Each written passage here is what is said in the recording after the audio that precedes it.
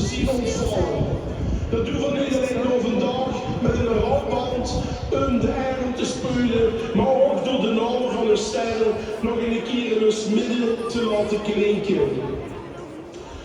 Ons hebben verlaten Ger Beks, 80 jaar, Louis Braken, 72 jaar, Jo Rozier, 67 jaar, Patrick Limpens, 60 jaar, Twan Passau, 71 jaar, John Pijken, 78 jaar, Albert Kleine, 76 jaar, Tom Partoens, 73 jaar, Jean Clusters, 81 jaar, Tony Eileren, 70 jaar, Paul Pelser, 70 jaar, en Jean Brinkens, 84 jaar.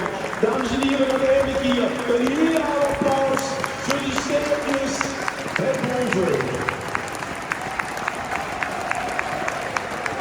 Dank je.